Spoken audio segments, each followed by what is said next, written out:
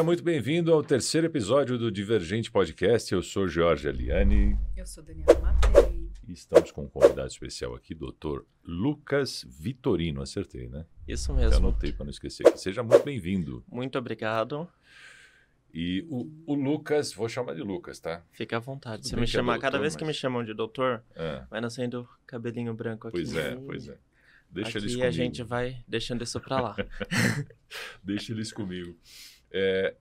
E você é especialista em Na área da saúde. na área da saúde e, pelo que a Dani tinha comentado, PCD e Direito das pessoas com deficiência, acesso a tratamento, acesso à educação e tudo correlacionado a isso. E de onde surgiu a vontade de ir para esse lado? Eu acho que, assim, muito como muitas pessoas acabam entrando nessa área, é sem querer. Na verdade, eu não digo sem querer nesse sentido. Eu sempre gostei, entrei na faculdade já pensando em direito empresarial. Eu tinha para mim que eu seguiria na área de direito empresarial e, por conta disso, na minha mente eu já imaginava todo um caminho, um escritório desenvolvido totalmente voltado para empresas e tudo mais. Terminando a faculdade, emendei a pós-graduação. Só que, não, melhor, para eu contar essa história eu preciso voltar um pouquinho. Bom, vamos lá. Eu já te perguntado após o que era o que, mas volta. Eu quero entender aonde veio o interesse por esse nicho mesmo. Vai lá. Certo. Lá na faculdade, eu estudei na São Judas. A gente não tem direito da saúde. Na verdade, é uma matéria que pouco se fala, porque a gente tem muitas normativas, a gente tem legislações nesse sentido, mas não são tão específicas como outras áreas. Por exemplo, se a gente for falar de direito criminal, se a gente for falar de direito imobiliário, a prática nessas áreas costumam ser muito mais cercadas. Então, a gente tem, inclusive, matéria sobre isso na faculdade. E a gente não tem matéria sobre isso, sobre saúde, quando você está cursando a graduação. Estava por volta do 5º ano, naquela fase de estudar para a OAB, tinha acabado de ser aprovado na OAB e teve uma procura para minha mulher, que também é advogada, um beijo, Elaine, que... Poderia estar junto com a gente aqui, pô. Sim, eu convidei, mas ela trabalha muito, mais do que eu às vezes. Teve uma procura para ela sobre um caso de uma cliente que tinha um diagnóstico autoimune, precisava fazer uma internação. Ela é trabalhista, então ela não atua nessa área. E ela perguntou, você sabe como resolver? Essa pessoa precisa ser internada, essa pessoa precisa de um suporte hospitalar com a internação. O plano de saúde apresentou negativa, só que eu não sei como ajudar. Eu ainda estava estudando. Eu falei, bom, eu acho que eu sei. Aí comecei a estudar casos semelhantes como esse e falei, bom, se você precisar a gente pode iniciar e tenta ajudar a sua amiga. Ela falou, tá bom. Aí desenvolvi todo o processo, ela protocolou e saiu a decisão. E a decisão determinou que o plano de saúde efetuasse a internação dessa paciente que estava, vamos pensar em um corredor hospitalar, esperando acesso ao tratamento. E a família em desespero, não tinha condições de arcar, tinha um plano de saúde. E a decisão determinou a internação dela. E quando você comunica isso para a família, é muito gratificante. Sim, imagino que seja. Você vê o quanto que a pessoa ficou feliz de saber que vai dar tudo certo, que vai ter uma assistência e que aquilo... Você pode mudar a vida da pessoa. Isso me chamou a atenção. Mas eu ainda estava naquele foco de direito empresarial. Aí fui para pós-graduação, comecei a pós-graduação, vivendo aquele meio sobre empresas, responsabilidades e tudo mais, eu vi que aquilo não me enchia os olhos. Mas chegou a aula de seguros e empresas relacionadas a isso, e normalmente na pós-graduação que eu fiz, isso daí acontecia durante uma semana inteira. Quando era tal tema, você ficava a semana inteira sobre aquele assunto. E aquilo me encheu os olhos de um jeito que eu falei, novamente isso da área da saúde, novamente está me trazendo de volta para estudar sobre isso, porque eu sempre gostei muito de ficar me aprofundando nesses assuntos e estudando como que está o posicionamento, como é que muda, como é que os juízes têm se comportado com casos como esse. E estudando isso na pós-graduação foi me chamando a atenção. Eu ficava pensando, será que eu não tenho que parar essa pós-graduação e fazer alguma coisa? No final já. Acho que estava no segundo semestre. Tá. Enquanto isso, eu ainda era funcionário num escritório que eu trabalhava e ia conciliando e vivendo isso.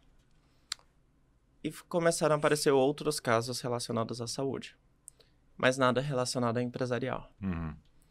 Aí a vida foi me levando para a área da saúde. Cada vez que você comunica à família que vai ser possível, que vai ter como que eu posso dizer? Uma solução para aquela questão tão agoniante que estão vivendo, a gente vai se acalentando com a gratidão que eles apresentam. Eu falo isso, mas assim, até meu tom de voz vai mudar porque é um negócio que me enche os olhos. Mexe mesmo. Né? Saber como que é o posicionamento depois que você tem essa solução para a família. Então, foram aparecendo casos e mais casos. Até que apareceu de um remédio oncológico não regulamentado pela Anvisa. Que deve ser caro pra caramba. Se não me engano, era uma média de R$64 mil. Ô, louco. E não é um só, né? É o tratamento. Então, aquele completo. ciclo, Tá. você vai fazer o ciclo e depois, se tiver necessidade, vai para outro, ou vai para rádio. E a filha me procurou e falou, minha mãe tá nessa situação, a gente precisa disso, a gente não tem condições de buscar o medicamento, a gente não consegue arcar, a gente tá pensando em uma vaquinha. Como é que a gente pode fazer com esse caso? Eu falei, daqui. Aí fui procurar no tribunal. Não tinha nenhum precedente sobre esse medicamento. Falei, não temos. Vamos ter que inaugurar. Jurisprudência. Uhum. Aí com isso, buscamos, deu tudo certo. Planos de saúde sempre tem aquelas situações de atrasar o cumprimento, que atrasa, inclusive, os resultados esperados, né? Mas nesse caso, infelizmente, ela é uma das minhas clientes que faleceram. Mesmo... Era uma situação muito grave, né? Uhum. Era um câncer que ela tinha muito agressivo. Uhum. Então, ela não conseguiu evoluir mesmo com o medicamento. Na verdade, é o seguinte, a estrutura desse medicamento, ela previa uma espécie de um infarto no órgão que estava prejudicado, só que aí teve as razões que acabaram prejudicando o pulmão e ela veio a falecer por uma questão pulmonar. No final das contas, decorrente das sequelas do câncer. Ah, do câncer. Entendi. Bom, mas o interessante, eu passei por uma situação há 2 semanas atrás, né? E para quem está acompanhando a pessoa que está passando por esse apuro, é muito ruim. Porque hoje, mesmo os convênios, né? Você fala, pô, ainda bem que eu tenho convênio. Mas não é... Tem convênio que a gente fala, você não tem convênio. Eu tava falando para minha esposa, acho que é melhor a gente mudar para alguma cidadezinha de interior, que tem umas tão legais aí. Tem um amigo meu que mora em Varginha, ele fala, cara, aqui eu não preciso de convênio. O atendimento do setor público é maravilhoso. Agora, eu não vou falar o nome, nada, mas enfim, minha filha com o corpo inteiro ralado, numa cadeira de roda, não conseguia encostar, estava em choque ainda, tremia. E eu falei pro enfermeiro, eu falei, você não pode colocar, falei com o médico, ele falou que ela pode ficar numa sala de descanso, ela precisa deitar de lado, alguma coisa, para ela poder se acomodar, ela não está bem. Não, tem que esperar chegar um remédio. Eu falei, mano, eu fico aqui esperando chegar o remédio. Médico? Não, era um remédio que tinha que chegar, era um soro que eles iam aplicar nela, só que tinha que descer com ela para a salinha de descanso junto com o soro. Eu falei, não faz o mínimo sentido, é o cara que não quer fazer 2 viagens. Eu falei, eu fico aqui esperando o remédio. E ele falou, não, tem que esperar chegar o remédio. Aí você está num estado de transe que eu falei, bom, ou eu cuido dela, ou eu vou em cima do pescoço desse cara e vou em cana. Então deixa eu ficar quietinho aqui. E ali eu fiquei 40 minutos depois, o remédio não chegou, ele falou, é melhor levar ela para baixo e a hora que chegar o remédio a gente leva. Aí é a vontade de você jogar a cadeira na pessoa. O Luigi até virou. O Luigi se assustou ali. O Luigi não tá gostando. Eu falei, ele podia ter feito, sabe? Então é uma falta de humanidade, né? E quando você pega um convênio que os caras estão falando em números, né? Então o cara tá ali para falar não. Então precisa desse tipo de apoio, por quê? Mas tanto a pessoa, não é mais não, é tanto a pessoa que está passando pela situação, né? Por exemplo, você pega um autista que precisa de acompanhamento psicológico, que o convênio não cobre. Vamos chegar nesse assunto. E a família começa a entrar em pânico porque a sensação de incompetência, de incapacidade, né? Você fala assim, poxa, que nem o que eu falei, eu poderia pagar um convênio melhor, né? Se eu tivesse condições, eu estaria pagando um convênio melhor. Aí você se sente um banana. Porque você na fala, verdade, todos dão problema. Sim. Não existe um que é assim, não, esse é excepcional, esse daqui não tem problema nenhum. Não existe. Pois é. Mas é tão na hora frustrante. Da né? hora que eles vão comercializar o plano de saúde, é engraçado porque eles consideram como vidas. Então, são quantas vidas presentes nesse contrato?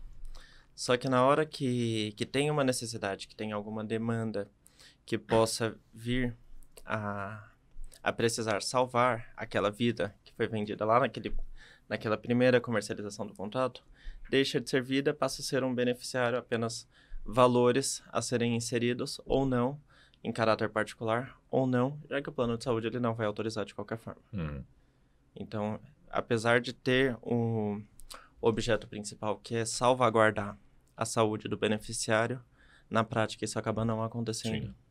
Quando são situações excepcionais. No grosso, por exemplo, um atendimento de pronto-socorro funciona. É o mínimo, né? Não, quer dizer, não funciona, não. Não, ali funciona. Demora. É que assim, como eu estava falando, eu me envolvi direto na área da saúde.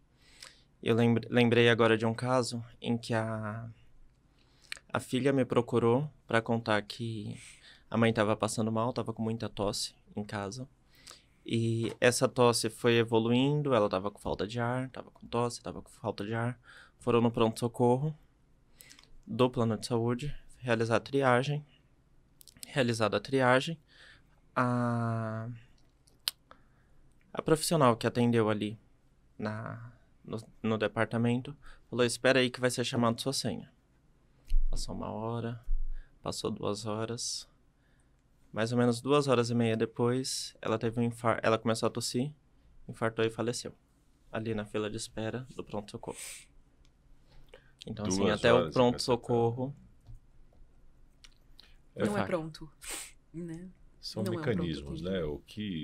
Quem suporta consegue ser atendido. Tem gente que precisa de mais urgência.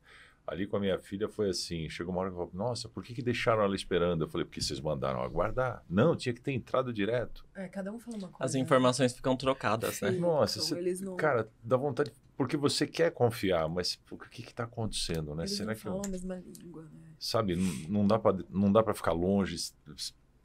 No caso da minha avó, soltaram um soro de potássio que era para durar horas em 5 minutos. Não. E ela teve um choque anafilático e faleceu, mesmo convênio. Aí eu olho e falo, bom, tem que ficar acompanhando. Fiquei sabendo de um garoto também que a filha, 1 ano e meio de idade, ela estava mal, não lembro o que ela tinha, levou no hospital, os caras deram uma bezetacil.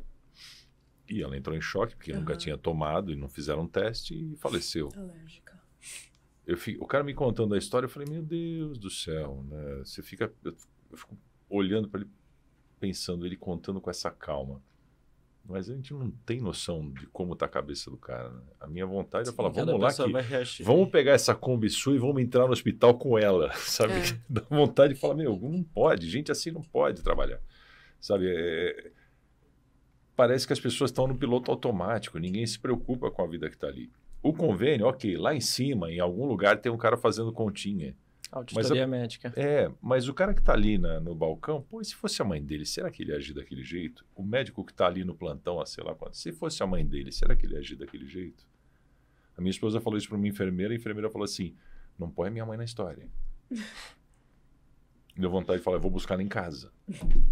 Sim, a gente tem também todas essas questões de estruturas que estão envolvidas. Por exemplo, vão ter hospitais que vão ter menos estrutura, com mais pessoas demandando, e vão ter hospitais que não vão ter estrutura nenhuma, tem uma procura reduzida, mas mesmo assim continua sendo precário o atendimento. Uhum.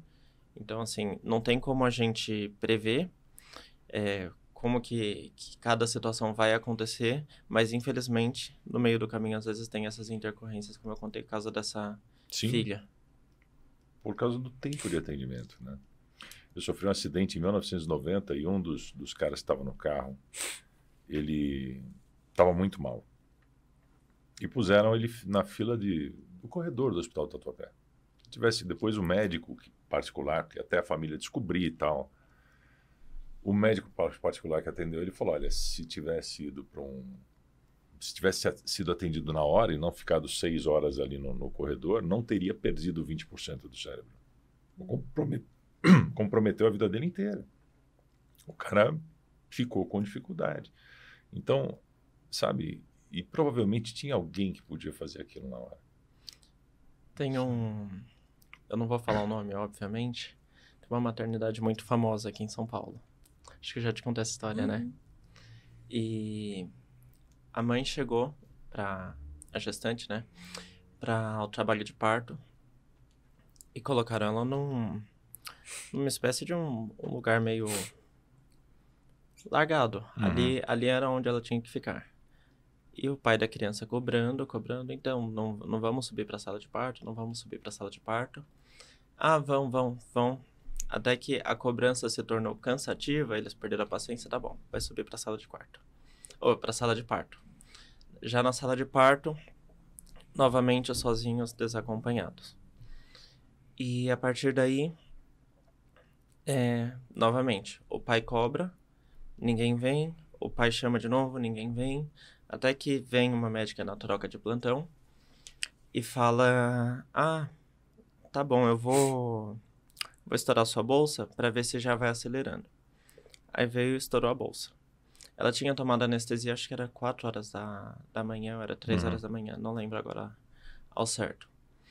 E deixaram ela lá e falaram, tem esse equipamento aqui, tem esse outro equipamento aqui, você vai fazendo os exercícios e quando estiver perto de nascer vai vir alguém te atender. Nunca vinha. Os exercícios eram desacompanhados. Aí tem o equipamento que mede o batimento da criança. Por conta desses exercícios, o equipamento mexia, então aumentava o desespero novamente, porque não achava, Não pronto, captava. não tô ouvindo as batidas do coração da minha filha.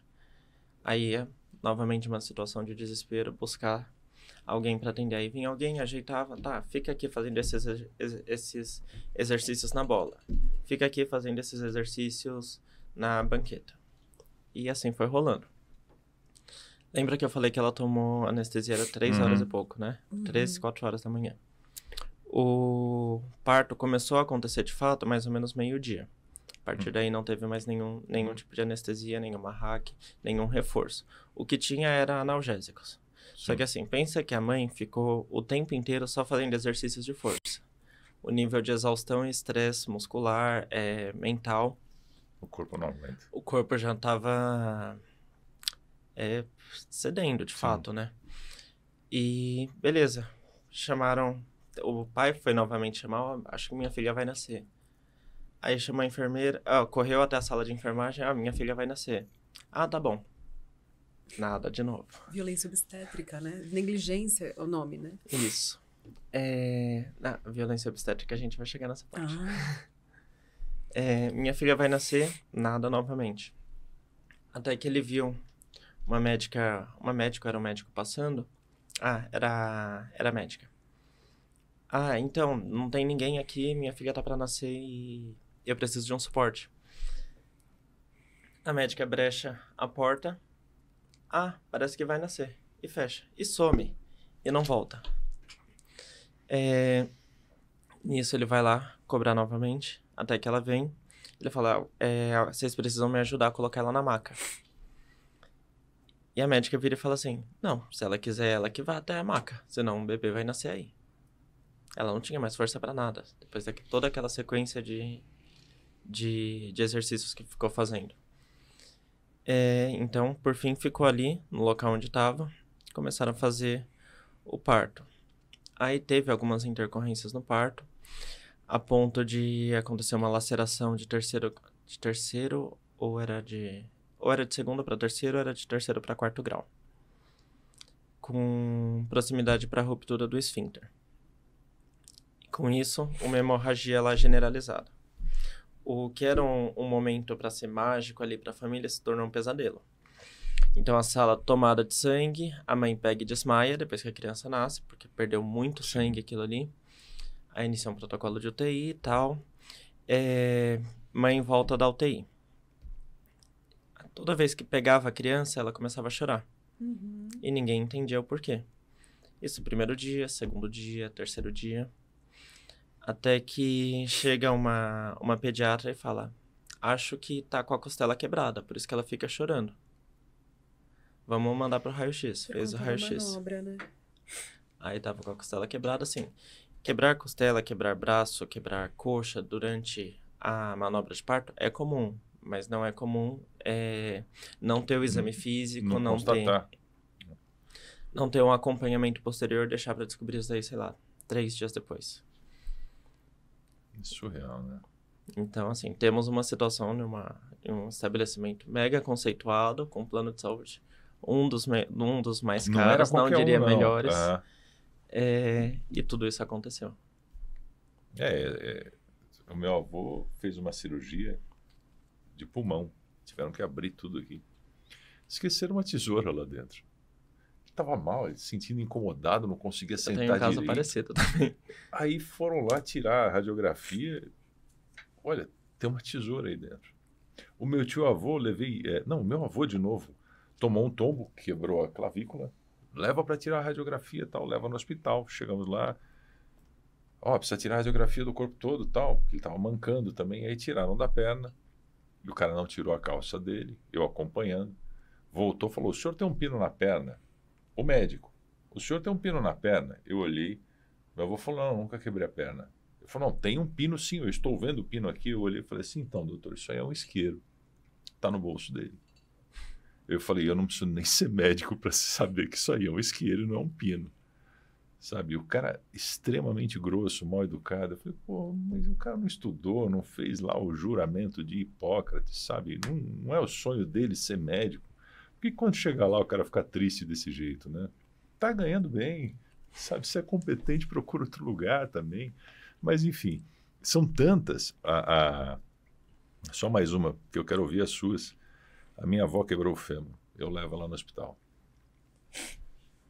O enfermeiro põe ela para tirar a radiografia e começa a manusear ela como se fosse um pedaço de carne.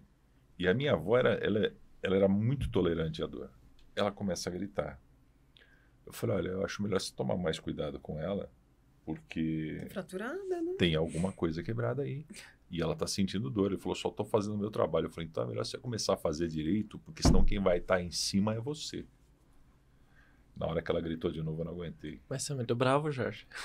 Eu muito bravo? Eu não tiro sua razão, não. Porque, assim, quando a gente tem um familiar em situações como essas, qual que é a primeira reação que a gente vai ter? De defender. Sim. Foi a mesma coisa que eu passei com a minha mãe, por exemplo, na Santa Casa. A gente tava lá, ela tava machucada, e eu cobrava atendimento, e ninguém vinha. Aí passava: tem fulano de tal com gripe. Minha mãe é uma senhora. Fulano de tal com gripe passou na frente. Cadê o atendimento prioritário? Sim. É loucura. Só foi ter acontecimento, só foi ter atendimento depois que eu fui cobrar, assim, um pouco mais bravo com quem tava lá sentado e não tava chamando. Não, esse dia o enfermeiro teve que sair de folga depois. Tem aquele biombo de chumbo. Eu levei ele lá para trás, a gente teve uma conversa tão legal que quem me tirou de dentro da sala de raio-x foi a segurança, porque eu ouvi os gritos do enfermeiro. Aí eu falei: vocês arrumam alguém decente para cuidar da minha avó agora, porque se ela gritar de novo, eu vou preso.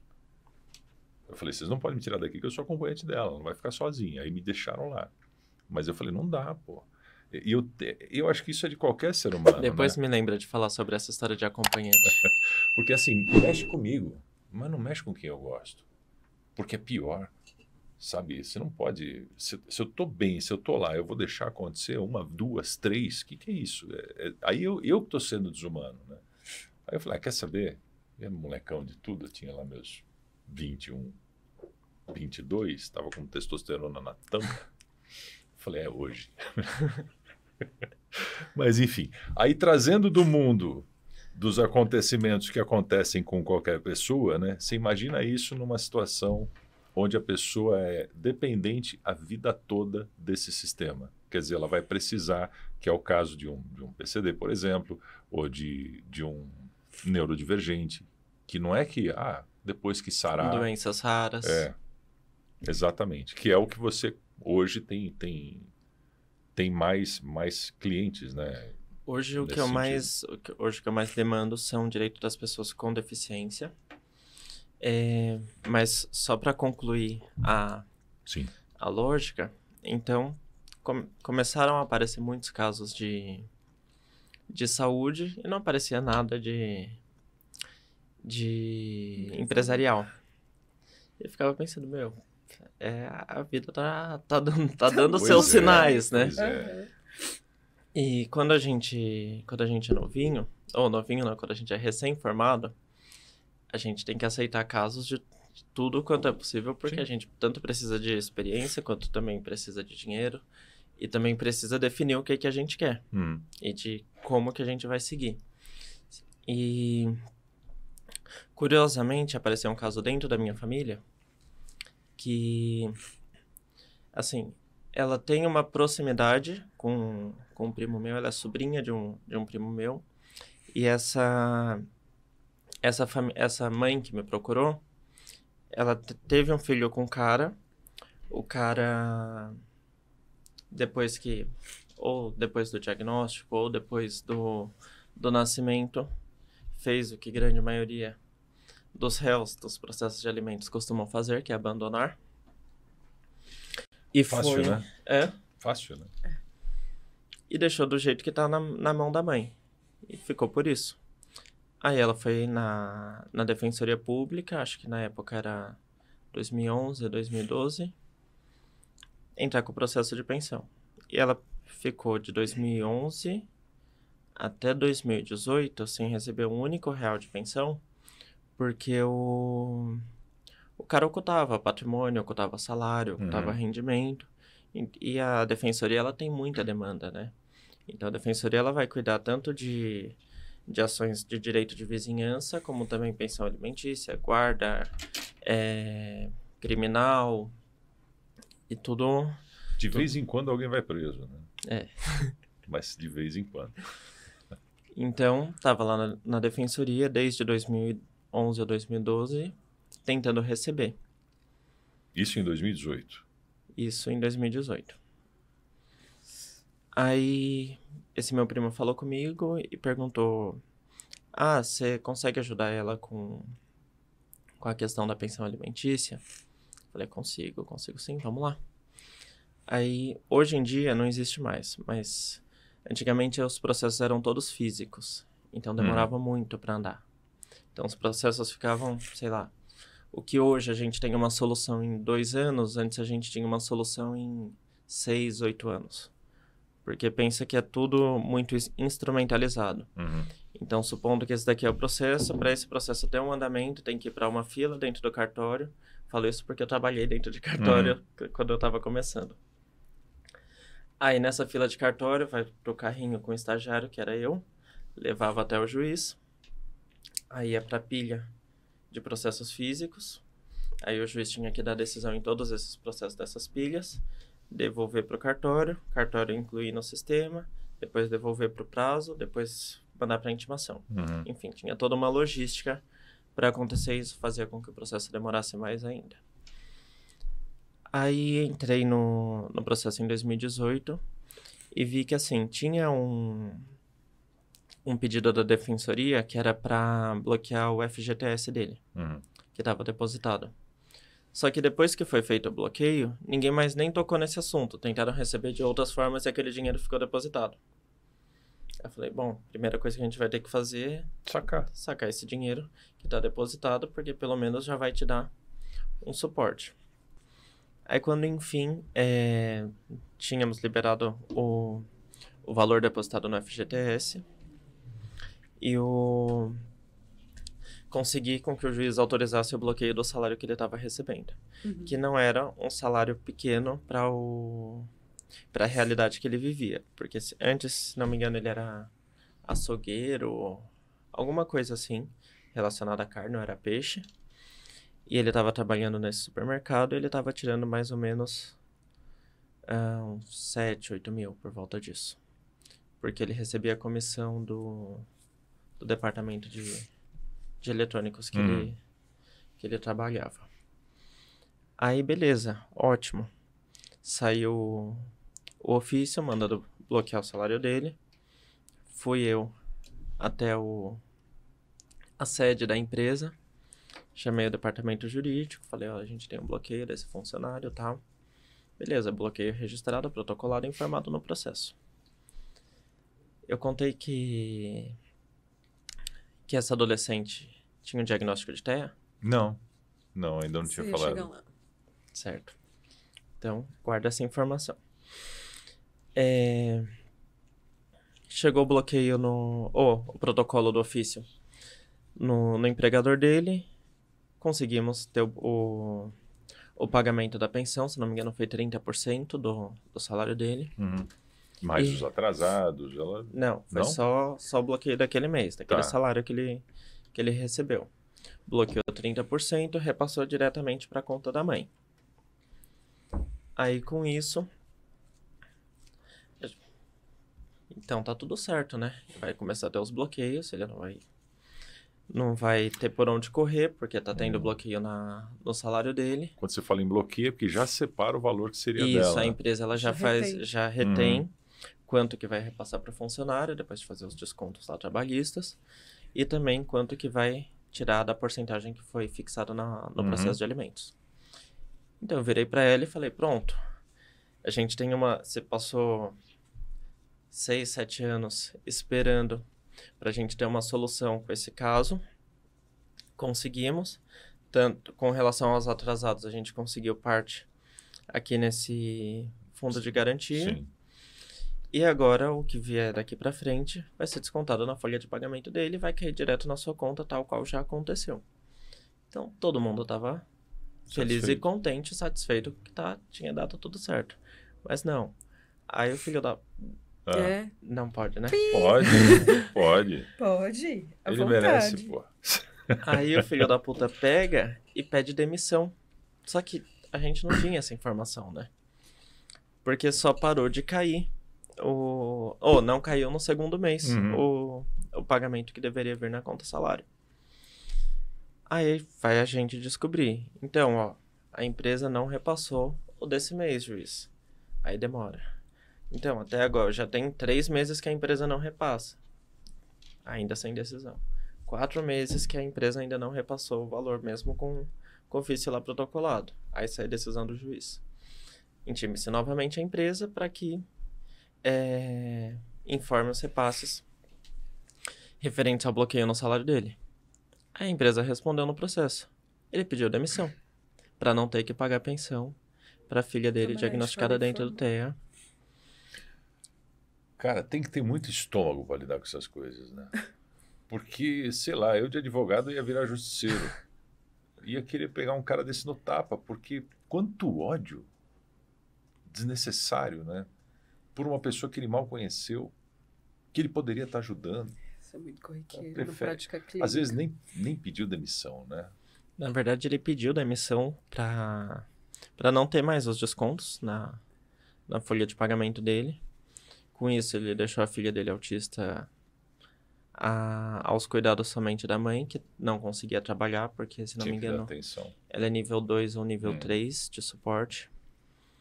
E ela dependia de ajuda de familiares, de auxílios, porque se fosse depender do pai, não ia ter nada. Aí, para completar, ele engravidou outra mulher. Sempre dá para piorar um pouquinho, né? O artista vai lá e apronta mais. Aí, ela compareceu lá no escritório, né? Pra entender o que estava acontecendo. Que a gente estava já preparando o Ela, pedido. outra mulher que... Não, a mãe dessa da criança. garota. Aham. Ela compareceu lá no escritório pra gente fazer a movimentação da questão da prisão, né? Pro devedor de alimentos. E ela levou a filha dela, que é a que tinha sido, a que foi diagnosticada autista e o pai não Sim. não estava dando suporte. Aí levou a filha dela e eu conheci a filha dela. Aí ela tinha voltado da escola agora. Aí eu conversando com a mãe, interagindo com a adolescente, eu falei, deixa eu ver o seu caderno. Aí a mãe começou a ficar um pouco mais emotiva e falar, é lamentável, doutor. É porque o caderno dela parece caderno de criancinha. E ela já tinha acho que 15, 16 anos, era 14, 15 anos. Aí eu falei, por quê? Ela falou, vou te mostrar. Aí pegou o caderno da adolescente e começou a folhear. Sabe quando as crianças estão indo pra escola e começa a ter aqueles cadernos, por exemplo, com desenhos assim, pra pintar? Desenho, Então, o caderno dela era só essas figuras coladas pra pintar em cima, ou contornar, ou folha em branco pra ela riscar. Aí eu falei, caraca, por que que tá assim? Por que não Precisa de não mais evolui? estímulo, Não evolui pedagogicamente com relação aos cuidados da escola? Porque como que, assim, na minha cabeça, eu tava achando que o problema era que aquela escola pública fazia aquilo com todos os alunos que estavam naquela série pra ficar vendo aquilo. Falei, tá tudo errado. Bem limitado, né? Aí eu falei, é só com ela? Ela falou assim, só com ela. Eu falei, o que mais você sabe? Então, eles deixam ela lá no fundo da sala jogada, entregam esses papéis pra ela pintar e fala pra cortar, ou pra colar no caderno depois. E que ano que ela tava? Ela tinha uns 14, 15, Sétima ou era série, 15, oitava série. 16, mas acho que ela tava indo pro ensino médio, ou Pro tava ensino na médio. oitava Quer dizer, série. você tinha o sistema, que é esse sistema burro do estado de aprovação continuada, você fazendo prova ou não, você vai passando de ano, com uma pessoa que não tinha o mínimo suporte nem do professor, nem de ninguém que estava ali. Nem da escola, Tinha nem de mediador? nada. Tinha nada. Pelo amor de Tá Deus. fácil, sim. E assim, a vida inteira da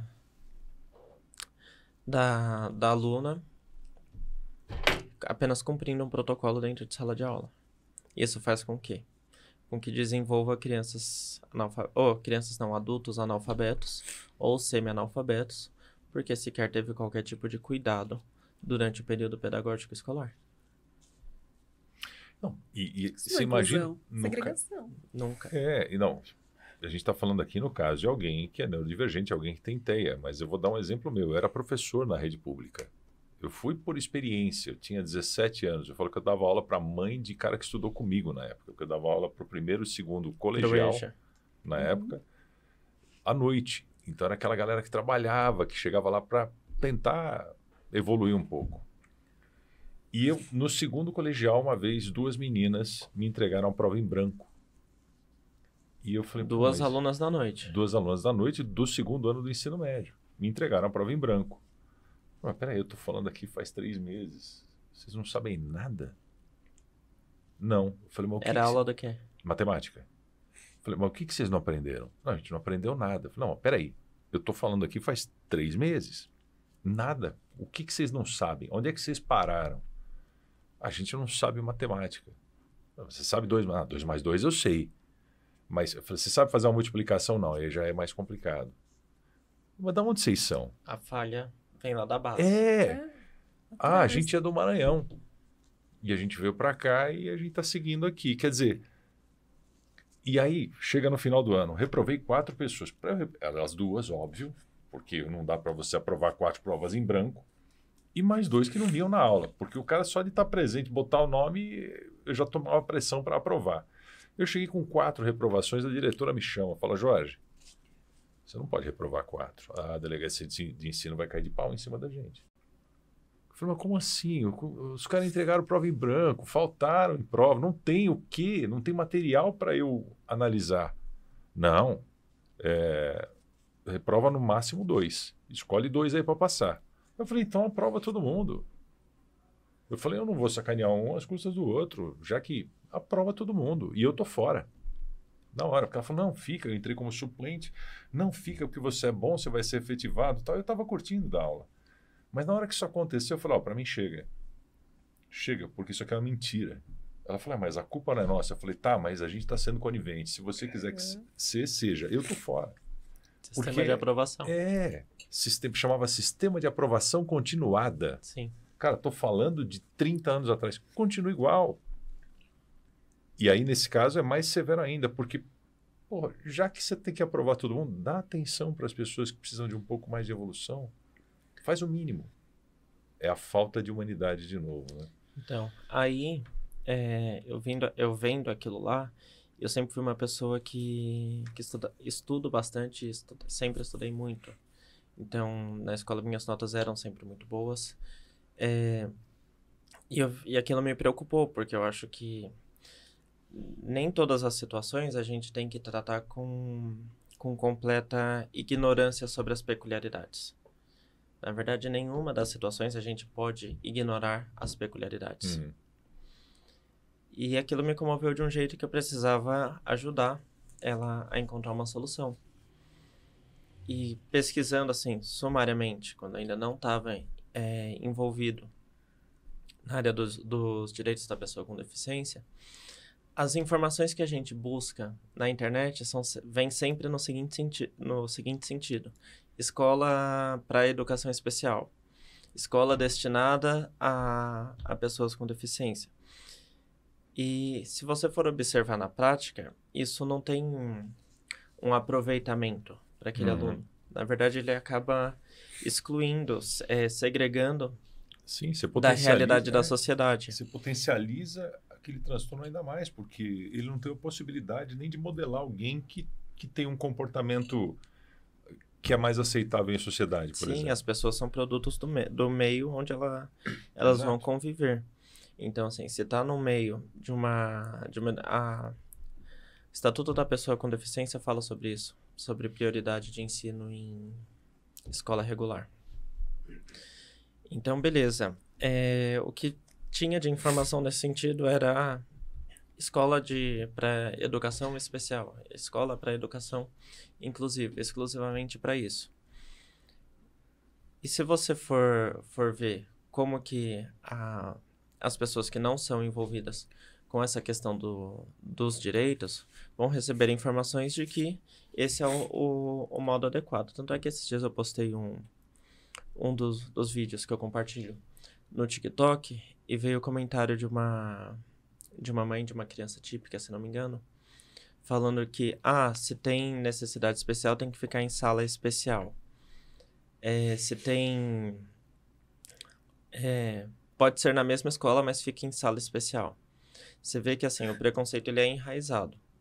Eu digo isso porque eu já atendi casos de um pai que me procurou, onde o grupo ali pertencente à escola, envolvendo professores, professores, pais de alunos e coordenação, se juntaram, fizeram um abaixo-assinado para que o filho dele fosse tirado da escola. O filho dele era diagnosticado dentro do TEA. E assim, você vê aonde que está a raiz do problema. Porque enquanto a gente não tiver uma gama de informações compartilhando sobre quais são as formas de acessibilidade, quais são as formas de inclusão, a gente vai sempre se deparar com isso, com comentários como esse, com condutas como essas, com maneiras restritivas que as pessoas costumam buscar, ou até excluídas. Como, por exemplo, casos em que as famílias vão buscar uma matrícula na escola e não conseguem porque a matrícula magicamente some depois que vem a informação do diagnóstico. Umas 10 eu passei por isso com meu filho. E tem mais a reunião, né? Reunião de pais é lindo, maravilhoso. Tem a reunião de pais e a reunião com você, né? Sim, imagina, todos neurotípicos, o filho autista. Uma das mães virou pra mim e falou assim: ai, você pode falar pro Bruninho fazer mais silêncio, porque ele dá risada muito alto, ele atrapalha meu filho, meu filho se desconcentra. Eu falei: eu não tô acreditando. Pode deixar, eu falei pra ela, pode deixar que eu vou falar pra ele ficar bem quietinho, tá? Aí virei pra professora e falei: que é isso? Eu falei. Aí eu falei assim, então eu tenho que pegar e fazer uma reunião só com a coordenação e a professora separada para eu não passar por isso. Uma pessoa, né, me humilhando, uma mãe de um aluno, né, me expondo aqui, expondo meu filho. É uma falta de preparo, né, de conviver com o que a gente deveria saber conviver. Sim. Eu já estou recebendo material, que você sabe, né, a mãe na reunião recebe o material para ver o que o filho estudou, os trabalhos que fez e tudo mais. Eu já estou recebendo material, igual você falou, né? O desenho, o contorninho, um material totalmente diferente, né? Do que as outras mães recebem. Então, vem a outra mãe e deixa bem claro, né? Dá aquele destaque para a condição, né? Querendo dizer que meu filho atrapalha o resto da turma. Então, assim, não dá. Porque já começa pela reunião. Você já começa que... como fala? Não existe inclusão da mãe numa reunião de pais. Não existe percepção por parte dos outros. E tem um negócio interessante em tudo isso, que isso é uma grande oportunidade para os dois lados.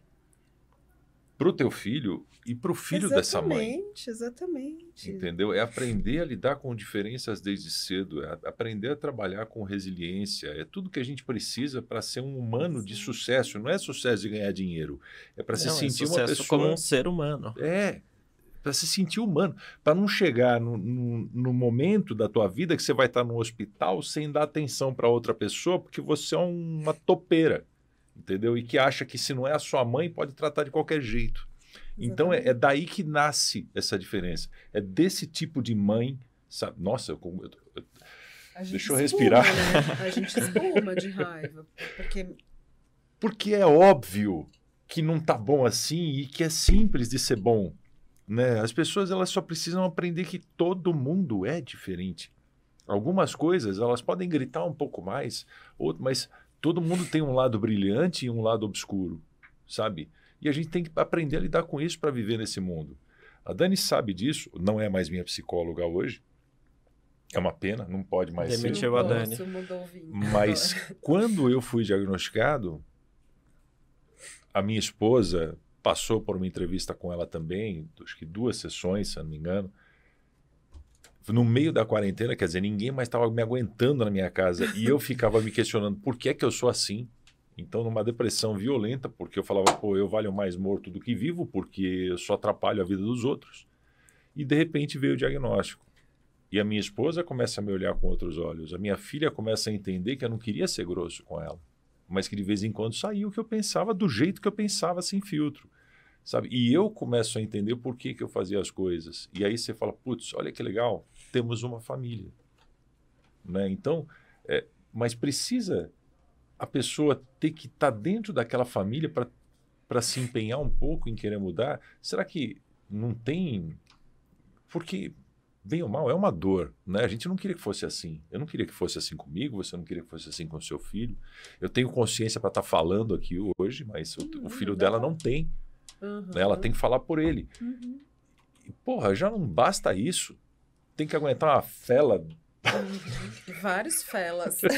Essa questão que você estava falando, Jorge, da mãe da criança que estuda com o Bruno, querer que o filho entenda e respeita as diferenças, isso dá margem para que a gente construa, se de fato isso fosse uma realidade, a gente possibilitaria que em um futuro tão próximo... Eu não vou dividir minha água, eu estava bebendo no bico aqui, tá? Não, sim, eu tô aqui pensando na minha... Vai chegar mais. Vai chegar. Agora chegou comida. Chegou agora comida. Vamos até meia-noite aqui. Todo mundo com fome. Joga aqui que a gente abre. Moça. Tá bonita, hein? Você pediu aberta? Paraíso. Não, pra Daniela. Essa de calabresa é tua? Pode deixar. Eu não sei como é que... Vocês vão saber o que é o que aí. A gente Isso está descobre. escrito lá de fora. Que Vocês bonito. querem outro copo? Qual que eu vou tomar nesse aí? É o que eu vou tomar nesse mesmo. Gente do céu. A gente não perguntou se podia comer aqui, mas agora já era também, Não né? sabia qual é qual. Calabresa, queijo, Frango Carne. catupiry. Cara, praticamente Frango saiu catupiry. da- Quem que são os carinhas aqui? Peraí. moça. Mussa Esfirra, hein? Ó, vai ser aprovada ao vivo e, ó, Moça. Ganhou um patrocínio aí. sem patrocínio essa hora, hein? Essa foi da equipe aqui. O Márcio que apagou o incêndio da gente aqui. Eu tenho bastante aqui ainda. Eu, Jorge preciso- tem voz de locutor, né? Tem. eu já fui. Aí depois resolvi ganhar dinheiro, parei.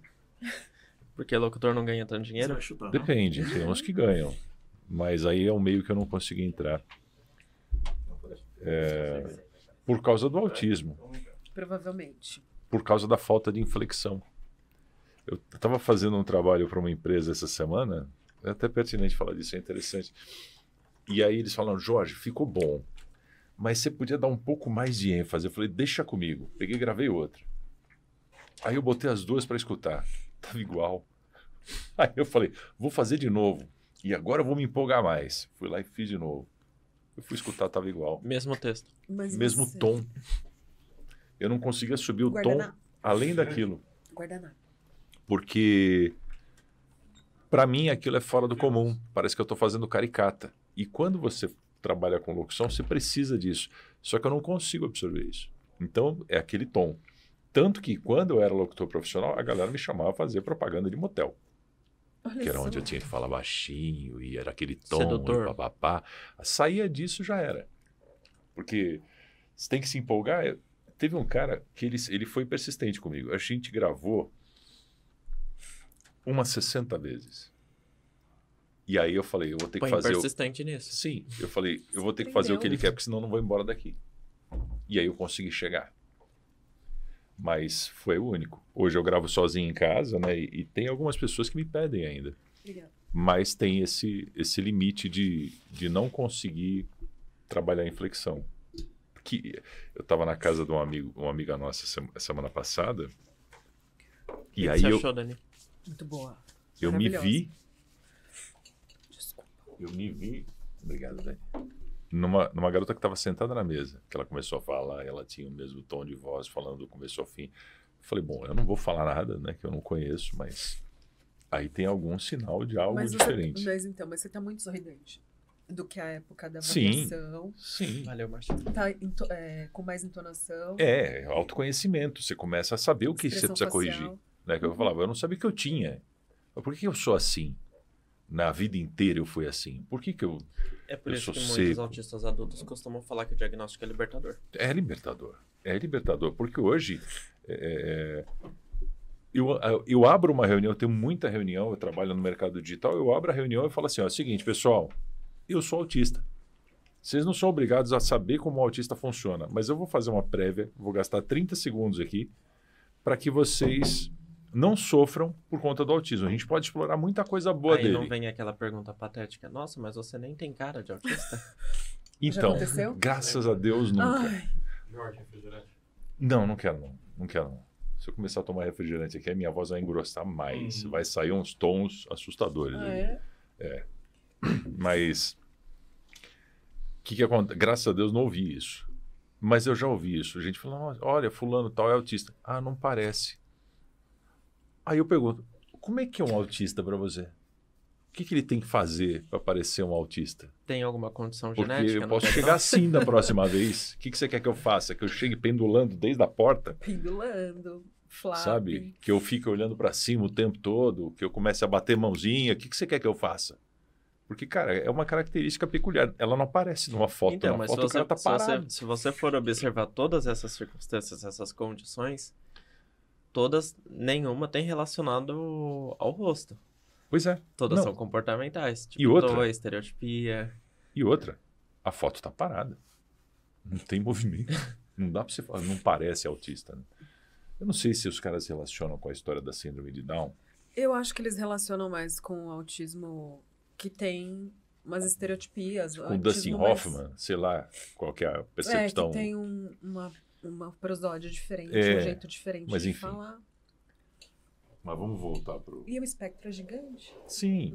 Né? E aí, o que Eu cortei alguma história tua? Não lembro. Porque aqui tem mais coisa, não é só autismo não, Sim. tá? Então, de vez em quando, eu dou umas viajadas. Aqui é pacote completo, quem tem é a Vanessa, viu? No último episódio. Ela Pacote A completo, doutora inclusive, Vanessa Aziotti? a inclusive com os Vanessa, filhos, né? Vanessa merecia uns 10 troféus, que tem umas histórias ali que eu saio contando pros outros. Imagina, tá dando banho num, fala, cadê o outro? Sumiu. Onde tá? Em cima do telhado, cara. Eu falei, como assim? Eu tava assistindo o Esqueci a podcast janela dela e aberta. o da André, o anterior, com o Sim, Pedro. eu Sim. fiquei assustado. Falei, imagina, ela falou, Jorge, foi 3 minutos. Cadê? A hora que foi ver, tava em cima do telhado da última casa, os caras do posto de gasolina com escada. Chamando e o caramba. bombeiro. Enfim, mas não sei se... Aí, beleza. Hum, Aquilo me impactou muito, de ver essa falta de preocupação mesmo da escola, onde a gente tem um ambiente que deveria ser para aprendizado, para desenvolvimento, alfabetização. A gente tem uma completa ignorância do aluno, que vai ficar largado no final da sala, vai ficar fazendo desenhos de colorir para preencher o tempo, um aluno que já está batendo seus 15, 16 anos, e tá tendo essas aprovações automáticas. O que vai ser da vida adulta desse aluno? Porque antes até a gente tinha uma situação que as pessoas conseguiam um desenvolvimento pessoal sem saber ler, sem saber escrever. Temos casos, inclusive casos de sucesso em que analfabetos se tornaram cargos muito, muito disputados. sim. Não é uma realidade hoje, porque até para você marcar uma consulta na UBS, minha tia pediu até ajuda para mim nisso, porque ela precisa saber manobrar o QR Code, ler as informações que estão ali para fazer o agendamento. Então, a leitura se torna essencial. Sim. Não dá para você focar em um desenvolvimento de uma falta de desenvolvimento de um aluno que sequer foi alfabetizado. A gente tem casos, por exemplo, de que não tem uma viabilidade de alfabetização, mas mesmo assim, todo o nível de suporte que ele precisar para conseguir alcançar o melhor potencial dele no ambiente pedagógico não pode ser ignorado. Exatamente. Ele tem que acontecer. Exatamente. E existem outras formas de alfabetizar. Não necessariamente aquele aluno precisa ser verbal, Sim, mas ele consegue ler com vocalizador, sim. né? A comunicação alternativa. Exatamente. Eu acho muito legal, até, por exemplo, para um professor ter essa oportunidade, que é um desenvolvimento para ele. Às vezes, Não. pelo que eu entendi, existe o quer se assistente especializar. também, né? Quando você tem alguém... Na lei existe. Teria que ter, né? Na prática, não. Exatamente. Isso, né? Aí, aquilo mexeu comigo de um jeito. Então, eu que tava ali paradinho, mexendo com a área da saúde, de internação, medicamento, ficava com aquilo rodando na minha cabeça. Pensando, como é que eu posso ajudar? Como é que eu posso auxiliar mais famílias nesse sentido para que isso não aconteça com outros alunos que estão em situações como essas. Aí, no Facebook, eu comecei a entrar nos grupos sobre autismo e eu via que as mães estavam perguntando, aí eu ia lá e respondia. Ia e tirava as dúvidas. Ia sempre dando o suporte que eu podia dar ali sobre aquelas perguntas que apareciam com embasamento da lei para poder ajudar quem estava ali naquela situação de desespero, porque elas não tem como confiar externamente, porque a partir do momento que surge o diagnóstico, toda a rede de apoio some em conjunto. Então, assim, às vezes, o que era uma família composta por pai, mãe e filho numa cidade onde não tem outros parentes, passa a ser só a mãe. Mãe com filho. Porque o pai não aguentou a pressão, ele escolheu abortar. Exatamente. É isso mesmo. E o engraçado é isso, né? Porque assim, a conta não fecha. Se a mãe tem que trabalhar em dobro porque o pai não dá pensão, como que ela vai trabalhar se ela tem que ficar com o filho? Exato. Né? Porque não existe nem uma divisão aí de Não, as forças não são visitas, equiparadas. não tem uma divisão nem de presença, vamos dizer assim. Né? Você sabe o que eu acho interessante? Eu estava, há um tempo atrás, vendo um documentário, olha a diferença, né? Não sei como é que é para os casos de neurodivergência, mas o sistema público na França. A mãe engravida, ela tem direito a um tempo de licença, o pai também, não porque ele precisa descansar, mas porque ele precisa estar próximo do filho. E depois, para que a mãe possa, durante esse período que ela está de licença, ter os momentos dela, se não me engano, uma vez por semana, o Estado cede um suporte para ela. Alguém, como se fosse uma babá mesmo, mas do Estado, que vai lá e confiar demais. passa o dia. Não, mas diz que é muito legal o serviço. Teve um caso de um cara que ele estava com AIDS, e estava em tratamento, já numa época em que dava para você evoluir com o tratamento, né? Entrar em remissão e tudo. E aí o pessoal falou, mas você está bem para trabalhar? Ele falou, tô. Não, acho melhor você ficar em casa. Ele falou, então, em casa eu não quero, eu quero viajar, quero viver. Tal. Enquanto eu vou me medicando, eu posso tomar um remédio, tudo bem. E deram 6 meses pro cara. E o cara ganhando e viajando. Eu acho que os dois lados, né? É a confiança do Estado e, ao mesmo tempo, o bom senso do cidadão que não vai bater na porta contando mentira, né? Na Então, França. na França. Eu estava vendo, é antigo esse documentário que eu vi, já tem alguns anos. Mas você percebe que é possível, né? Estava falando hoje para um cliente da minha esposa. Eu falei, cara, a gente tem tanto dinheiro aqui, tanto dinheiro, que mesmo os caras metendo a mão, dava para sobrar para fazer um negócio bem feito, sabe? Mas falta a vontade. Mas né? assim, É tudo mais ou menos. essa questão que você estava falando da França. Eu tenho seguidores que não moram no Brasil, mas são brasileiros, que tem filho diagnosticado dentro do TEA, e tenho cliente que estava morando na França e precisou vir pro Brasil para conseguir esperançar um tratamento. Da mesma forma como foi quando eu conversei com uma seguidora que eu tenho da Suíça, que ela e a família dela estavam vindo de volta pro Brasil, porque o tratamento lá não estava... Nesse caso é o contrário, então. Eu não estou falando o que eu falei, eu não sei como é que é nos casos de neurodivergência, tudo. Estou falando em casos comuns do dia a dia de um trabalhador. Eu acho que disso tudo, né? O legal é a gente, se você puder, eu sei que é muita coisa, mas daquilo que você lembrar, se a gente pegar, por exemplo, vamos falar de autismo, a gente fala muito de autismo aqui, mas acho que isso vai servir para outras situações. Mas quando a gente fala de nível 1, 2 e 3 de suporte, né? Existem direitos diferentes para isso? Não. Na verdade, tem. Tem. Mas assim, eu que atuo nessa área, vivencio isso diariamente, posso te falar o seguinte. O que interfere o nível de suporte em questão de direitos? Em nada. Isso interfere, isso tem uma importância, tem uma relevância para o corpo médico, para o corpo multidisciplinar que vai acompanhar aquele paciente. Que precisa de preparos diferentes, né? Se precisar de uma demanda maior, se precisar de uma demanda menor. Só que, por lei, a gente tem, por exemplo, algumas situações que excluem o autismo leve, como, por exemplo, o auxílio inclusão. Ele não contempla autismo leve, só moderado e severo. E mesmo assim, auxílio inclusão, vamos supor, se eu fosse um autista nível 2, o moderado seria o nível 2, é isso? Um suporte maior.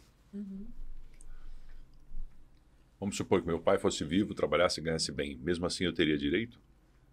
Não. É em caso de pobreza. Tá. E o que mais? O que ele seria, por exemplo? Ele seria um escape do BPC Loas. Então, as famílias que não se enquadram na possibilidade do BPC Loas, Cara, não tenho a mínima ideia do que é isso que falou agora. Benefício de prestação. é um auxílio previdenciário Tá. em situações de declarada miserabilidade, que é o termo usado Uhum. pela entidade previdenciária. E se a gente tem, de fato, uma situação de baixa renda, cumprindo todos os outros requisitos, como, por exemplo, diagnóstico, atualização de dados cadastrais de renda, tudo mais, aí você tem a possibilidade de solicitar o benefício de prestação continuada, que é o BPC Loas. Então, ele tem um limite que é de 1/4 do salário mínimo por cabeça, e se, porventura, não chegar nesse limite, você tem a oportunidade de comprovar gastos para possibilitar o deferimento do benefício. Certo. Então, normalmente as famílias que têm uma situação de renda que não está dentro do BPC Loas, mas também é muito baixa, então tem a possibilidade de buscar o auxílio inclusão, que, se não me engano, o limite é 2 salários mínimos por renda do lar. Legal. Aí, além disso... Especialmente destinado a mulheres. Ah, entendi. Aí, além disso, antigamente, nos casos de PCD, e acho que do TEA também, você pega um autista nível suporte 2, 3, você tinha uma legislação para a parte de automóveis também. Então, você tinha liberação de rodízio, liberação de PVA e liberação do IPI, se eu não me engano. Na compra de carro, não. Agora parece que IPVA tem que pagar. Me corrija se eu estiver errado. O coitado do cara que tinha um despachante que só cuidava disso, fechou. A última vez que eu passei, ele estava triste. Porque o pessoal foi revogando um monte de coisa. E uma hora ele fechou e ali eu passo na porta. Hoje é uma ótica. Então, um dia ele chegou e comentou comigo. Falou, agora não pode mais. IPVA tem que pagar. Falei, tá. E aí foram retirando algumas coisas, né? Como é que tá isso hoje? Olha, sendo bem sincero, eu não acompanho muito essa parte Que muda toda hora. de PVA, rodízio, porque eu sei o que eu me preocupo em fazer. Eu auxilio, deixo conteúdo gratuito para auxiliar as famílias para que façam de maneira administrativa, para que não onerem novos custos, além do que eles já vivenciam, como, por exemplo, despesas com mercado, com seletividade alimentar, transporte, terapias, medicamento. Então, assim, o que a gente pode fazer, o máximo que a gente puder fazer para que as famílias consigam solicitar isso administrativamente, sem a contratação, sem o novo custo com o advogado, eu faço de tudo para deixar essa informação lá, seja nos stories, seja no feed, sempre para dar esse tipo de suporte, tanto com isso quanto com BPC Loas. Se eu olhar no meu Instagram, vai ter todas essas informações ali gratuita. Vou pedir para o editor colocar o perfil do Instagram dele aqui. Muito legal. Tem Já que deve ter colocar. colocado no começo de novo, mas fala o teu perfil também. É dr.lucasvitorino. Dr. Lucas. Doutor.lucasvitorino. Segue que tem umas dicas bem legais lá. Eu dei uma olhada, Tem eu a gostei A bastante. lista do que a gente precisa para poder entrar com o processo. Já deixa disponibilizado. Sim, facilita, né? Porque é o que eu falei, eu tenho algumas dúvidas bobas aqui. Eu nunca fui atrás de nada. O que acontece? Um médico chegou para mim uma época e falou, você tem direito ao PCD. Eu falei, por quê? Por causa do seu braço. Um médico esportivo. Porque eu vou fazer musculação, eu tive um acidente, enfim, Santa Casa, toda aquela história. E aí eu tenho um braço meio capenga aqui. Aí não me atrapalha. Só quando eu vou fazer musculação que de vez em quando desliga. Então, eu tenho que Mas fazer... o quê? Você não tem o movimento completo? Eu tenho o movimento completo. Aliás, ele dobra mais do que precisava até. Ah, é hipermobilidade? Só que ele tem um músculo que, por causa de um calo ósseo, ele está no lugar errado. Então, dependendo da força que eu faço, ele desliga. Como que seria o desliga? Gente. O desliga é assim, Ele imagina... fica Não, bobo? se eu estou fazendo academia, rosca direta, estou com peso aqui, eu puxo para cima, de repente ele morreu. Ah, sim. E quanto tempo fica Não, aí desligado? é só um choquinho. Tá. Mas é o bastante para você tomar um susto dirigindo e dar um Sim. tranco e ele apagar. Mas eu tenho essa consciência, então eu dirijo de boa e tal. Dirigir só com o outro Eu braço? falo que meus carros são carro de velho. Meu carro está com 180 mil quilômetros. Eu comprei ele zero. Aham. Eu troquei pastilha Você de anda freio. bastante, hein? Muito. Eu troquei pastilha de freio uma vez. Porque eu tô andando tão devagar que eu pouco breco, entendeu? Então o carro já tá quase parando. Coitado da Combrec. Pois é, que coitado de quem anda atrás. E aí o que acontece?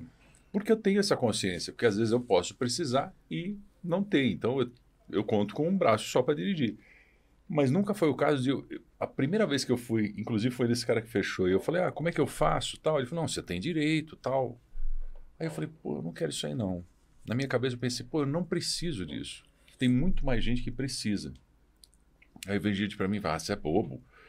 O governo tá E dando... esses dias estava passando uma reportagem que tinha uma autoescola que fraudava esse tipo de, Pois é. Tem... Gente, de acesso É de cair. a PCD. Então, assim, não envolve só PCD, né?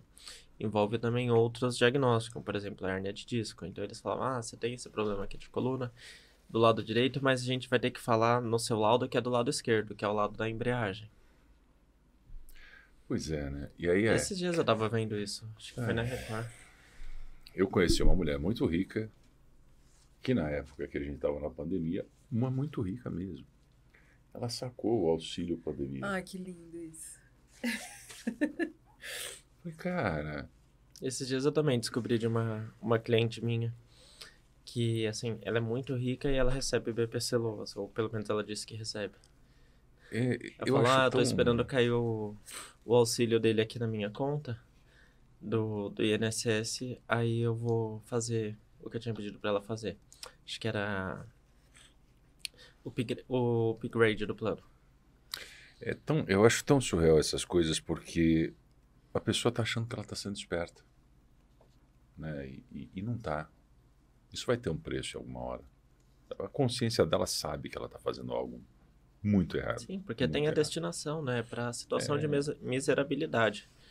Pois é. E assim, ainda assim, ela deu um jeito pra fazer acontecer. E aqui no Brasil a gente tem essa parada de mas se eu não fizer, alguém vai fazer, porque se eu não tirar, vai ficar para os caras que estão roubando. Não é problema seu. O que o outro ganha, o que o outro faz, não é problema seu. O que você faz é problema seu. E isso vai pesar na tua consciência, vai pesar na tua vida. Se você acredita em espiritualidade, por algum caminho vai chegar uma flecha Sim. perdida aí, enfim. É muito louco. Mas tem gente que tem estômago.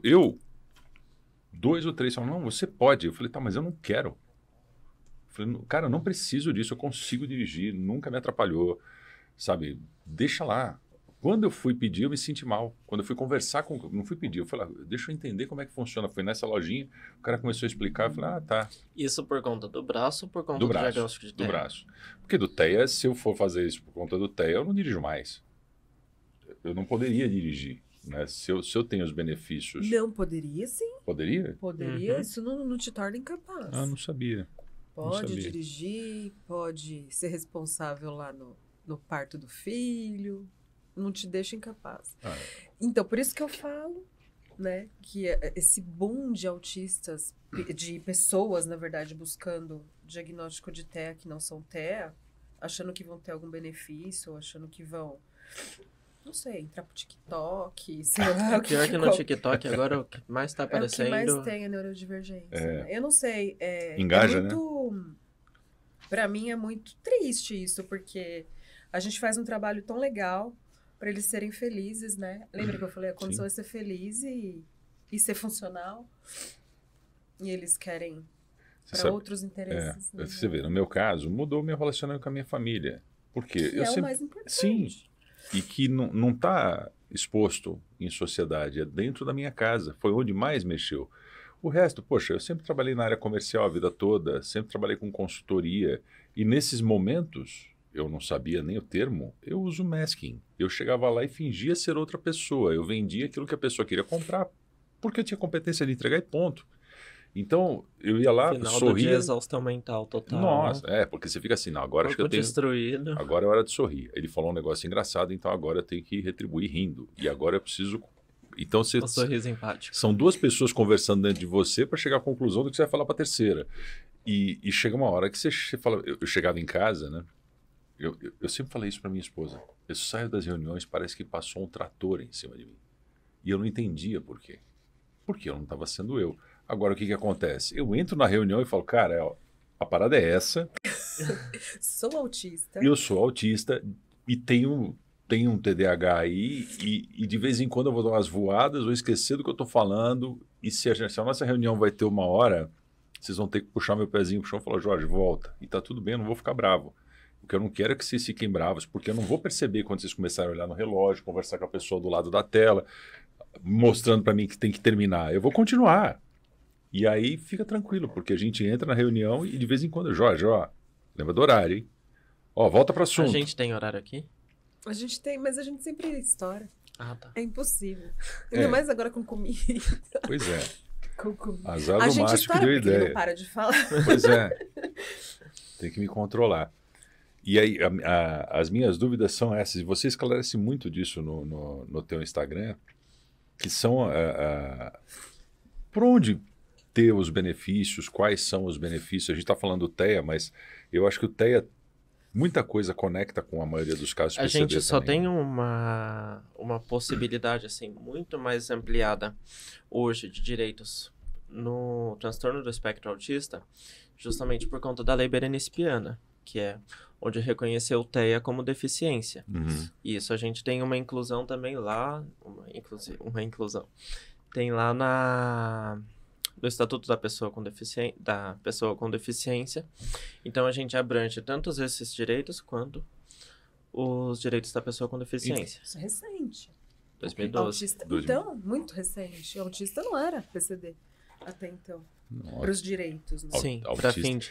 Eu vi uma postagem que me deu uma tristeza, porque autista era, principalmente os que tinham um nível de suporte maior, Não, é que tinham difícil, destinos mais gente, não altos, é os caras fácil. enfiavam em clínicas e eram Eu vi essa torturados, judiados, postagem. amarrados. Eles estavam falando sobre como que era antes, né, de 1960. Não é que não tinha autista, é que você não estava vendo, porque eles estavam lá. Não sei se você viu essas fotos. Esquizofrenia, né? O louco no quartinho. Era o Pra eletrochoque, a internação, lobotomia. eletrochoque, assim. E no Estatuto da Pessoa com Deficiência, a gente tem essa previsão de que jamais será submetido a qualquer tipo de tratamento agressivo ou semelhante, assim, justamente para proteger de situações como essa também. Ótimo. Que bom, que bom. Perfeito. Aí, Então, autista é PCD e ponto. sim, Estamos falando, eu estou separando que está tudo junto. Mas isso não torna ele incapaz, por exemplo, de cursar a faculdade, Sim. ou deles, né? sim, Não tem tem- todos não os tem- direitos civis, exatamente. todos os direitos sexuais, todos os direitos de planejamento familiar, tudo envolvido, tal qual qualquer outra pessoa neurotípica. Eu vou complicar essa batina agora, hein? Qual que é a pergunta? E o TDAH? TDAH também tem direitos. Um pouquinho mais no Rio de Janeiro, um pouquinho menos em São Paulo. Tem diferença em coisa, estado? não. Tem, porque tem legislação municipal, né? Tem Tá. legislação estadual e legislação federal. Tá. Então, começou no Rio de Janeiro, inclusive, a possibilidade de solicitar o profissional de suporte em escola para crianças diagnosticadas com TDAH. Entendi. Eu acho que a minha filha terminou o ensino médio só porque foi via Zoom. Porque Ela terminou na pandemia. terminou na pandemia. Quer dizer, o último ano foi depois da pandemia, mas foi sofrido para ela. Mas esse ano, depois da pandemia, foi aquele ano híbrido, né? É. Onde começou um presencial, voltou para um... E eu acho que as Um escolas falaram assim, online. galera, é o seguinte, essa galera aí, vamos aprovar, porque é tudo encrenca. Então, porque... Ficaram 2 anos em casa, não vão assumir bronca, aprova todo mundo, que a gente, sabe, a sensação que eu tive na maioria das escolas é que houve um empurrão, escolas particulares, um empurrão em massa, porque, ó, vamos limpar essa galera da pandemia aqui, porque eles não sabiam o que fazer, né? Foi confuso para todo mundo. Estamos falando de alunos típicos. Típicos, é. Tô dizendo, Agora, se a gente for entrar na parte dos alunos atípicos, a gente tinha aquela previsão de afastamento. Então, por questão de saúde, Nossa, todos verdade. tínhamos que ficar em situação de isolamento. Aí entra também aquela questão das máscaras, entra também a questão das aulas virtuais, a questão da necessidade de um profissional para acompanhar em Putz, sala de aula, para acompanhar, desenvolver matérias. E assim, vamos pensar na questão da rigidez com a alteração da rotina. não, cara, perdeu 2 anos. Eu não tinha pensado nisso. Ele Perdeu sofre. 2 anos. Tanto é que hoje A eu tenho... mudança de ambiente É. era escolar em casa, por vídeo, É. né? Tem uma readaptação. Sim. hoje eu tenho muitas mães que me procuram com buscas no sentido de homeschooling, né? Para que tenha o aprendizado que deveria ter na escola, só que em casa, de maneira remota. Só que a gente não tem regulamentação para isso. Eu acho que o mundo está numa evolução tão rápida que a galera não sabe nem o que fazer. E o que né? você acha do homeschool? Casos e casos. O convívio social ele é fundamental para a interação social, principalmente. E a gente também tem que ter ciência que tem casos em que o próprio aluno, por conta do diagnóstico de base dele, tem uma aversão para ir à escola. Uhum. Ou seja porque sofre muitos traumas lá dentro, seja porque se sente excluído, seja porque sofre bullying, seja porque tem barulho lá. Né? Então, a gente tem casos e casos. Sim. Então, talvez, se você perguntar a minha opinião é, se a gente tiver um PEI bem feito, plano de ensino individualizado, onde você analisou todas as habilidades e dificuldades daquele aluno, verificou quais são as melhores questões de adaptação, de inclusão, para o melhor potencial pedagógico dele, aí a gente pode dizer, é caso de homeschooling ou é caso de atendimento presencial ou híbrido. Então, não tem como eu virar para você e falar assim, concordo totalmente com homeschooling, porque a gente vai estar generalizando. Isso.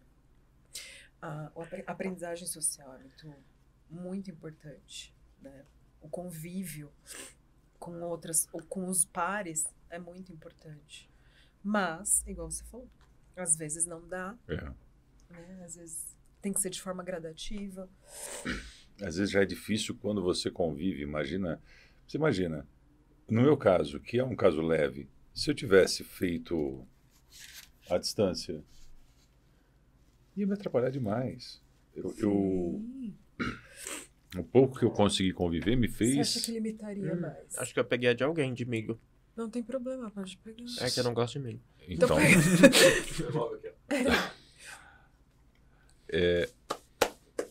Como é que era a pergunta? Eu parei no milho agora. Tá que nem o carro da pamonha. O carro da pamonha. Nossa, passa um carro da pamonha aqui de sábado que é sensacional. Cai meu disjuntor no mesmo. Eu posso estar falando de qualquer coisa, falo o carro da pamonha. Desconcentra. Eu tava falando se você não tivesse ido pra escola presencial. Ficaria mais difícil.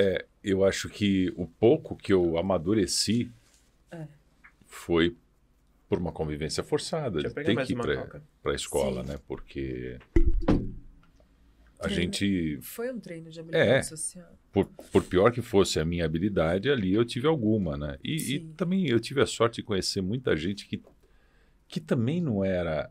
Hoje eu vejo que a galera que convivia comigo não era típica, sabe? Eu falei pra você, o cara que era um dos meus melhores amigos na época de escola tinha um QI superior a 200. Caraca! Uma superdotação absurda. A gente convidou ele pra vir aqui. Aliás, em Edimburgo, se você estiver assistindo...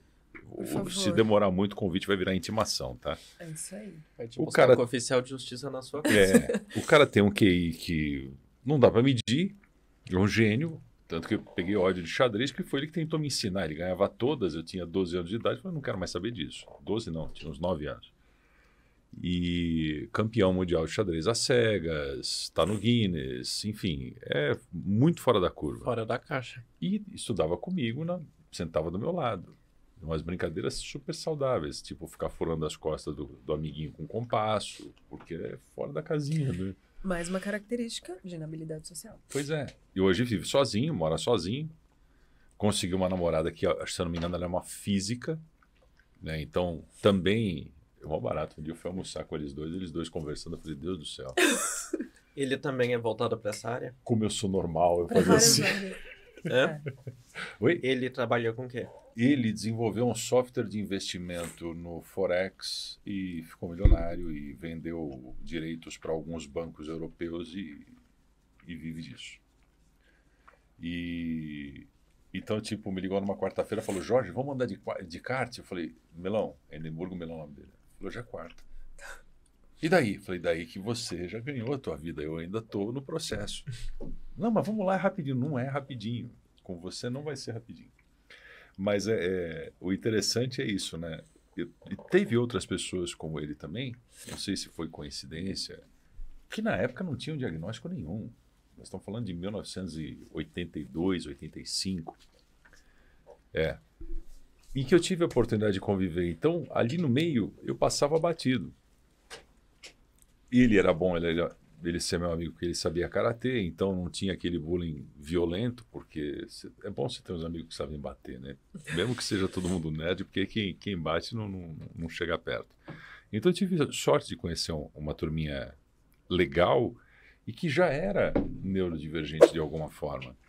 Então, agora hoje, quando a gente levanta e mostra, ó, gente, ó, tem uma diferença aqui que precisa ser olhada, né? Precisa ser cuidada. Ah, não, isso aí a gente não quer aqui. Né? A Vanessa falou alguma coisa assim também, de você não ser aceito em escola, tudo. aham. E são trigêmeos autistas, né? Imagina. Enfim, eu acho que a gente está vivendo um processo de mudança, né? E pessoas como você, como a Vanessa, como a Andrea Werner, que veio no primeiro episódio, levantaram essa bandeira de alguma forma. Sim. A primeira pergunta que eu fiz para a Dani, né? Eu não quero nunca saber nada de quem a gente vai conversar aqui. Porque aqui é o lugar de saber, né? Sim. Porque as pessoas estão conhecendo junto. Eu falei, ele é autista?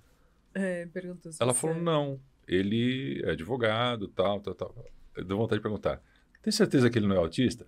Por que ele gosta tanto de lidar com essa galera? Eu falei, não, vamos lá, vamos conversar. Mas você deve identificar em você também determinadas peculiaridades, né? Que você fala, pô, você e o alemão ali começaram a falar de Marvel, eu falei, cara, isso não é possível, isso é hiperfoco. Hiperfoco. E eu querendo destruir a conversa, não, depois que eu conheci The Boys, eu não consigo mais ver Marvel nem DC. Nem DC. Né? Mas a gente tem hiperfocos, né? Ser humano normal, que não tem nenhuma neurodivergência, tem hiperfoco. E às vezes isso é potencializado. Mas, por outro lado, acho que eu vejo assim, é saber utilizar cada ferramenta, cada ser humano, ele cabe num lugar e ali ele funciona bem. Mas você precisa, pelo menos, dar a oportunidade dele se preparar para ocupar aquele lugar. Sim. Você pega a menina que você falou, o teu filho com o caderninho de desenho. Pô, se você não vai preparar, você está sendo muito cruel. A gente tem situações em que um paciente ele vai ser diagnosticado dentro do TEA e ele pode ter crises, meltdown, que muitas das vezes podem ser relacionadas a uma crise de agressividade ou uma crise que pode não ter agressividade, mas pode ter muitos gritos, Autolesão, né? autolesão. Eu sempre falava autoagressão, mas... então a gente vai ter situações como essas que vão trazer, por exemplo, um olhar negativo de quem está de fora. De achar que vai tratar disso daí como se fosse uma birra. Uhum. Como se fosse uma criança neurotípica, uma criança, um adolescente, um Mal adulto educado. neurotípico, mas mal educado, ou então... Um perigo para a sociedade. Não nesse sentido. Mas sim, de ser mal educado, de ser mimado. Mimado. Nem... Então, vão tratar dessa forma Mal como educado. se fosse Culpa da mãe. o Falta de desenho educação. daquela situação fosse isso. Só que não é. A gente tem a presença de uma situação de desregulação sensorial, que precisa ser regulada, trazer para aquele aluno uma forma dele se sentir confortável com a situação e adequar e regular ele sensorialmente. Mas não, o que a escola despreparada costuma fazer? O aluno tá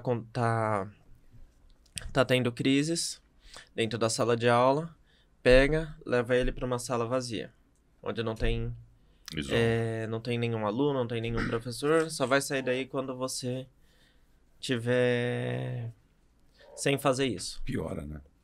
Piora a situação. Isso aumenta. Isso vai Com certeza. desregulando. Aumenta. Ou então, aconteceu isso, eles até tentam colocar nessa salinha, só que não vai melhorar, porque ele tá desregulado, ele precisa E ter foi abandonado. uma né? situação que o regule sensorialmente, então aquilo vai piorando, vai ficando cada vez mais difícil Desregulado, de lidar com quem Sim. com aqueles profissionais que não estão preparados para conviver com aquilo. E qual que é a solução mágica? Alô, mãe? Então, vem buscar seu filho aqui na escola. Opa, quantas e quantas vezes. Eu não sei vontade de expor a Às escola, vezes mas não vou. acabou. Vai ter Não um vou. post no meu Instagram sobre isso. Você pode expor lá. Mãe, ele tá desregulado, você pode vir? Ai, a gente já fez de tudo. Tudo o quê? Aí, Tentou regular, né, de forma...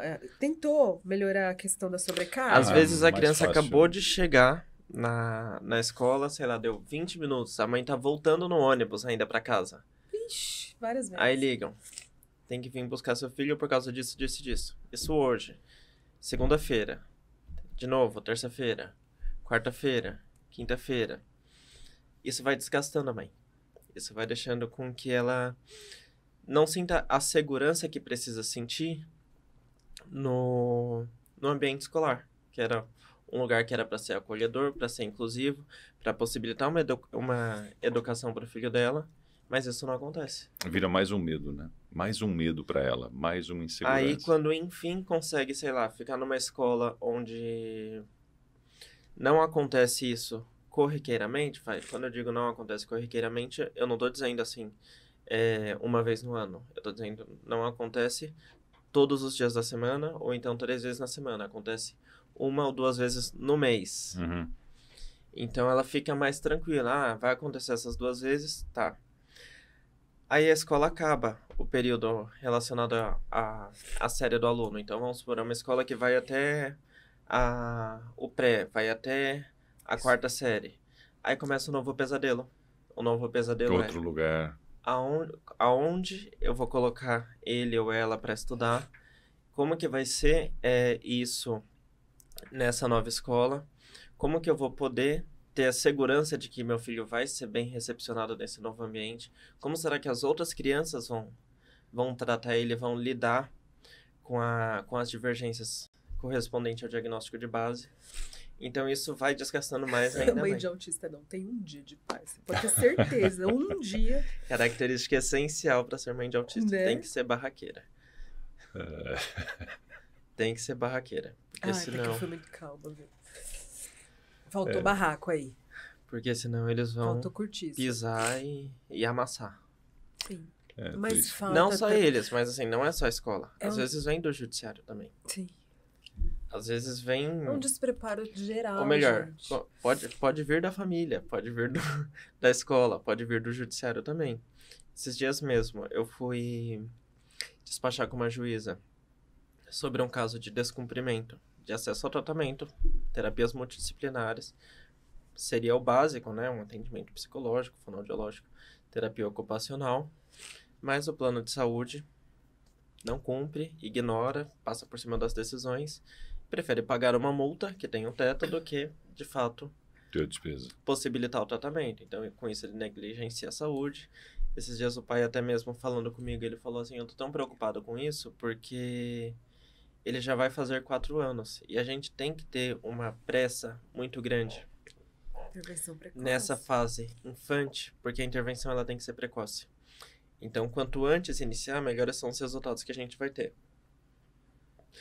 E se essa intervenção acontecer na rotina da criança, não acontecer, por exemplo, aquelas sessões ridículas de 30 minutos por sessão, ou aquelas sessões de que vai ter um atendimento multidisciplinar, show. O que o laudo prescreve? O laudo prescreve fono, TO, psico. O que a clínica oferece? 30 minutos de musicoterapia, 30 minutos de psicomotricidade, 30 minutos de fisioterapia, 30 minutos de TO. A gente tá sem fono, mas aí ele pode fazer mais 2 sessões de psico. Ou seja, faz um monte de terapia que não foi prescrita, que não sabe se isso pode desregular Piorar a situação, né? o paciente, mas não cumpre o menos de 10% do que foi prescrito.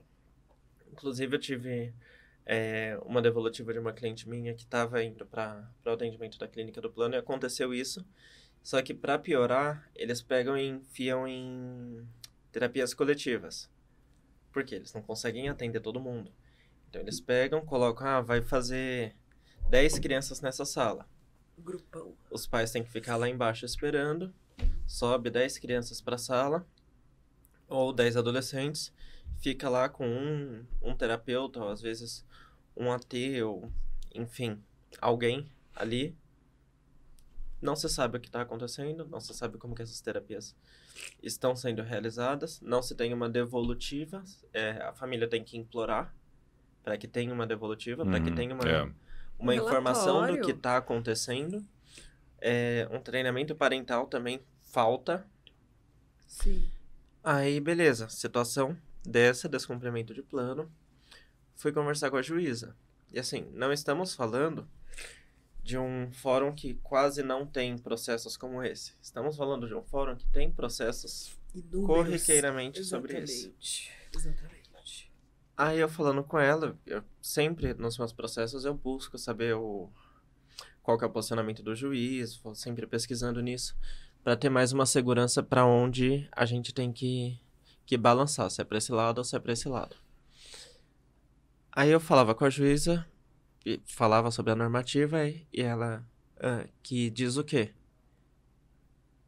E eu, tá bom, você não tem obrigação de saber, né, mas tá no processo.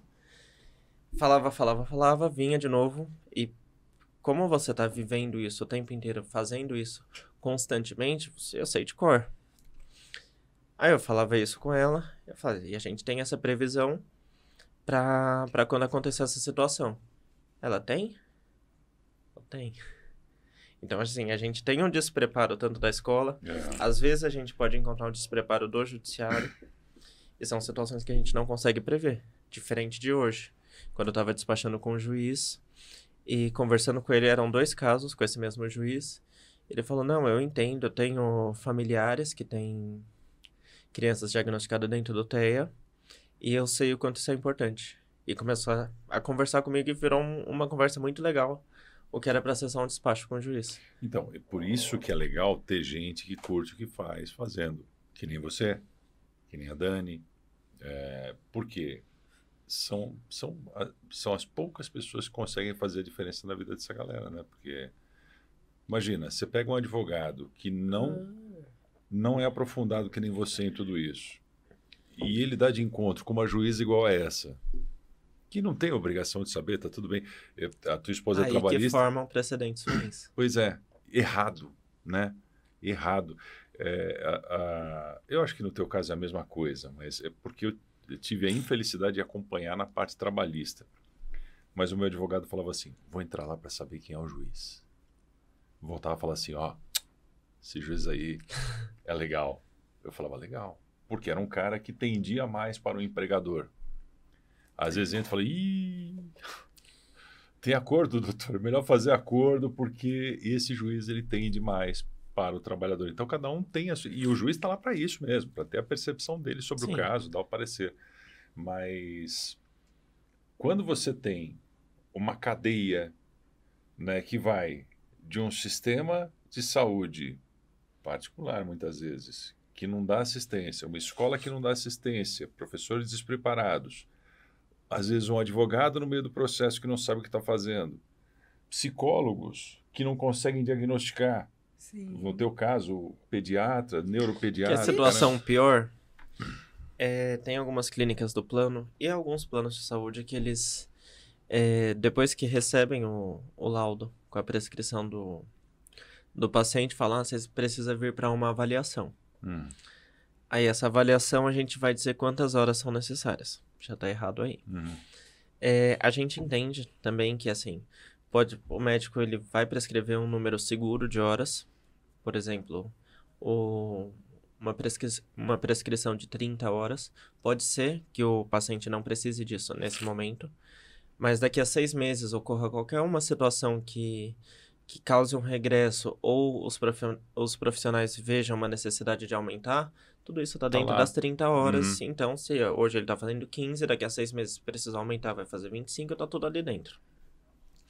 Só que esse plano de saúde também, essas clínicas desses planos de saúde falam, não, você precisa vir fazer uma avaliação aqui para a gente ver quantas horas de fato são necessárias. Que se fosse uma avaliação correta, iria dizer de acordo com a literatura, tanto da psicologia quanto da medicina, sim, de que a gente tem um resultado positivo acima de 15 horas, 10, 11 horas no mínimo.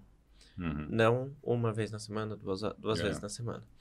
Aí essas clínicas pegam, faz uma avaliação neuropsicológica, sei lá, de 8, 9 páginas.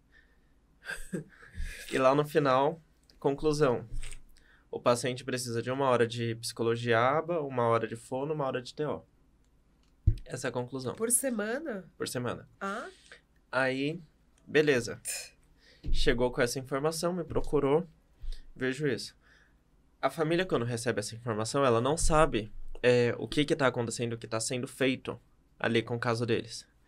Só que, igual ela, eu tenho, sei lá, 20, 30 casos que tem exatamente aquela mesma avaliação neuropsicológica, com os mesmos termos, os mesmos textos, os mesmos gráficos, com o mesmo número de horas. Só trocaram o nome. receitinha de Justamente para conseguir cumprir com o plano terapêutico. Só faltou a de pirona. Só faltou a de pirona. Eu já cheguei Tipo com um buraco na sola do pé, a mulher mandou tomar de pirona e voltar para cá se piorasse para eu ir para lá. Você vê, para tudo eles estipulam um padrão.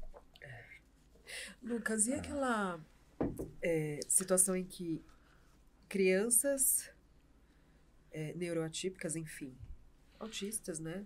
Ou então com alguma condição rara ou algum outro tipo de deficiência, tem direito a uma pensão maior por parte do pai. Pensão maior, então, tem que ser revisto isso, por Sim. conta dos gastos que são muito maiores. São situações que, assim, vamos supor que estamos falando do pai que abandonou o filho assim que ele nasceu, porque começou a ver que fralda não é barato, começou a ver que lenço umedecido não é barato, Não dá mais para comprar começou a ver cerveja. que a parceira teve uma mudança corporal por conta da gestação, começou a perceber que a parceira precisa dar mais atenção à criança e não mais Ele não a é mais, mesma intensidade que era com o casal. ele não é mais a criança principal, né? Ele deixou de ser a Centro criança das da casa atenções, e ele pega e manda marcha. Aí beleza, a mãe tenta de todas as formas dar o melhor pro filho e chega no ponto em que não, preciso resolver essa história. Por quê? O pai ele só vai dar, sei lá, R$300 por mês, R$200 por mês. Fala, não precisa de processo não, porque as compras do mercado eu faço, a feira eu faço, a farmácia eu faço. Só que isso daí só começa, sei lá, no primeiro mês, no segundo mês funciona. Vai tirando aos poucos. No terceiro mês não tem, mas é que tava muito difícil, porque ele tá meio teve apertado. teve um happy hour, então não deu pra... Quis comprar uma moto, colocar um som no carro, multimídia. Perdeu o capacete na moto, precisava de outro. Um multimídia retrátil. Aí a mãe vai buscar judicialmente. Beleza, buscou judicialmente, o juiz vai fixar de acordo com a necessidade e a possibilidade, considerando os genitores e os gastos daquela criança que está buscando a pensão. Só que no futuro, descobre-se o diagnóstico de TEA, ou qualquer outro diagnóstico de deficiência, doença rara, ou outra situação que demandem mais gastos. Exatamente. A mãe vai tentar cobrar do pai. Não, pensão que o juiz falou é essa daqui. Exatamente. Porque o juiz também O juiz falou que é isso. nem deu atenção para uma condição específica. Porque são muitos processos. Eu falo sempre pra minha mulher, pros meus amigos advogados também, que ter pai no Brasil é luxo. É artigo de luxo. Então, ele vai ver, vai ter a pensão fixada, vai falar, não, é isso e pronto. Diferente, por exemplo, de outros pais como que estão preocupados com o que o filho precisa. Que são exceções. Eu tenho um caso de uma família que era um casal lá, eles se separaram e o pai ele não ganha bem. Ele ganha um salário baixo. Só que ele sempre jogou claro comigo, ele falou assim: o que eu puder fazer para dar o melhor para os meus filhos, eu vou fazer. Presença. Né? Então, beleza, fixou a pensão alimentícia dele lá em 30% do salário dele. Aí ele pega e domingo inteiro faz Uber para conseguir ter mais dinheiro, para no sábado conseguir todo sábado pegar os filhos, levar para pra comer pastel, levar pra ir no shopping, no McDonald's. Aí volta do passeio com os filhos, entrega pra mãe, entrega mais um dinheiro pra mãe. Porque sabe que a mãe não tem condições, porque ela vende cosmético de revista e vende salgados também. E às vezes é um mês bom, às vezes é um mês ruim. Sim. Então ele sabe de tudo isso e ele faz de tudo pra sempre estar ajudando e possibilitando mais e mais dentro do que ele consegue proporcionar. Diferente daqueles que falam, não, o juiz fixou isso, vai ficar por isso. Exatamente. Então, beleza, descobriu-se um diagnóstico que impende novos custos. O que a mãe vai ter de fazer? Vai ter que demonstrar isso no processo, que, ó, é fato novo, chegou o diagnóstico do meu filho, da minha filha. Com esse diagnóstico, a gente tem aumentado esses gastos com medicamentos, esses gastos com transporte, esses gastos com plano de saúde, Uhum. esse gasto com fralda. Então, beleza, temos tudo isso daqui. Então, a gente teve uma alteração com uma situação nova para que possibilite que essa pensão seja revista. Justamente por conta da necessidade. Sim. É um pedido de revisão, né? A reabertura, né? Sim, E revisão de visitas? Temos? tem. Um guarda compartilhada? Que às vezes a gente pede revisão de visita, né? Tem muitas mães que pedem revisão de... Ó, precisa de mais presença aí. Porque a regra Né? normalmente é fim de semana comigo, fim de semana com Isso. você. Mesmo Isso sendo daria compartilhado. 15 dias. Aham. E os outros... de 15 em 15 dias. E os outros Total 80 2 dias dias no 4 dias no mês. no mês. E aquela criança pedindo E do assim, pai como é que direto. cria vínculo? É que eles não existem durante a semana, né? É só de os, fim de os semana. Tem que outros, trabalhar, os né? outros 26 dias é Não como existe. se não existisse. Tá desligado, tá na geladeira, acorda na sexta, aí divide e fica Se um fim de fosse semana. sexta, no tava lugar. bom. Tem uns que pegam só o domingo, ou só o sábado. Ou nem pega. Né? Vai visitar, né? Um oi. Leva Tem um qualquer caso aí coisa. que eu conheço que é a visita anual. Só no aniversário. Só no aniversário do irmão. Tá. Ah, tá. Nossa. Então, não sei. Será que uma pessoa dessa vive bem com a própria consciência, né? Porque não é possível. Né? Em alguma hora. É que sempre tem a história triste pra contar, né? Sempre vem uma história triste que Como é que chama justifica isso? tudo. Racionalização? O quê? A história triste? Não, ele tá falando que eles se justificam com uma então, história triste. É uma racionalização. No alcoolismo é assim, né? Que traz afetividade pra situação. Então você conta a história triste. Quem tava com saudade, quem tava esperando da sua presença vai acreditar na sua história triste, porque é uma situação que vai te confortar mentalmente e vai fazer com que você feche os olhos para a realidade Eu finjo que é verdade, que você é. finge que acredita e Manipulação barata. segue o baile. Que loucura. E fica cômodo, né? Porque assim, você vai ouvir a história triste de quem te vê de 4 em 4 dias, de 4 dias no mês. Nesses 4 dias não vai ter o estresse diário, não vai ter cobranças, por exemplo, vai tomar banho, faz a lição. Então não tem a parte chata, É só a parte boa. é só a parte É boa. hóspede, né, na casa. Não dá tempo de Então, enjoar. Não dá tempo de ver as demandas reais, né? E tem juiz que faz o arroz com feijão. Vamos fazer o quinzenal de final de semana. E ignorou que... E os outros? E os outros dias? E a mãe que também precisa trabalhar? Fazer uma unha? Ir no dentista? e quando você tem um diagnóstico de TEA onde a mãe abre mão da vida profissional dela para demandar exclusivamente todos os cuidados ao filho, e ainda assim a visita é quinzenal. Exatamente. Aí como que ela vai trabalhar? Como é que ela vai no salão? Como é que ela Isso. vai ter um momento de lazer? Quando é que ela não vai ser mãe naquela semana? Ainda Tomara que eu sou que- privilegiada, consigo atender online. Já Pois pensou se é, eu tivesse que é. atender presencial? Necessariamente Verdade. presencial? Verdade. É. No meu teve- caso, eu sou exceção? Eu lembro que teve algumas consultas que de vez em quando você dava uma. Ah, sim. Opa! Que deixou. às vezes ele causa Sim. ava. Não, mas nunca. Baixinho causando. Sempre foi muito rápido. Parecia muito que você estava no controle da situação. Poderia estar acontecendo o caos do outro lado, mas eu não percebi. Entendeu? O que eu achei Sim. muito legal, mas é uma grande possibilidade. Falando nisso,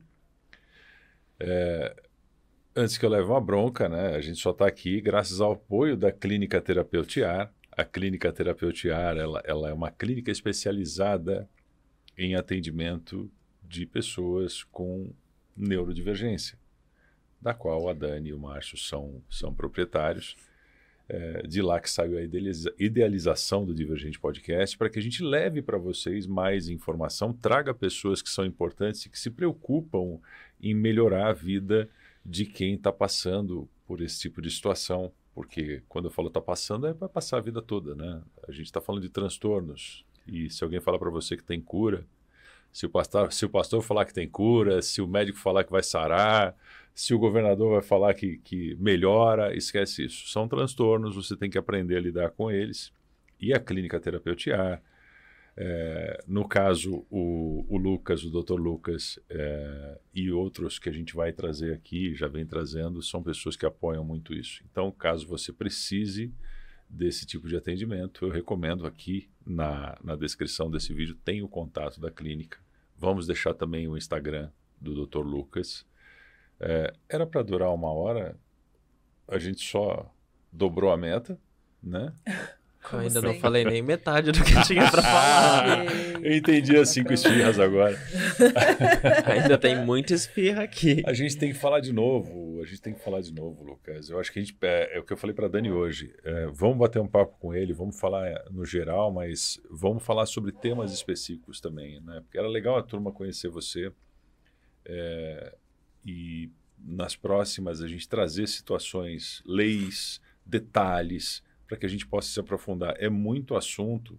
Você vê, você vai no teu... Eu não consegui nem chegar como é que eu cheguei na parte do autismo ainda, né? Porque normalmente as pessoas me perguntam, eu sempre falo isso, que se me perguntam que horas são, eu vou sempre querer contar a história do relógio, antes de falar que horas são. Olha, isso tem um nome, viu? Antes de vir pra cá, Fazer minha uma mulher avaliação. falou, não seja prolixo. Eu falei, vai durar 10 minutos o podcast. Não, mas aqui é onde a gente... Eu achei bem interessante porque você trouxe histórias, né? E isso desperta o interesse das pessoas, porque ali você vê evolução, você vê vitórias, você vê casos onde, se as pessoas tivessem se comportado diferente, né? Médicos, enfermeiros, advogados, sei lá, a história teria um final melhor. Então, e o que fica claro, né? Depois nós estamos aqui, teve o piloto, teve mais 3 episódios. Nesses 3 episódios é assim, o que a gente precisa é de um pouco mais de boa vontade, de gente que esteja mergulhado nisso. Disposta a fazer. Eu tenho uma amiga minha que ela fala assim, cara, quando você não está se sentindo bem naquilo que você está fazendo, cai fora.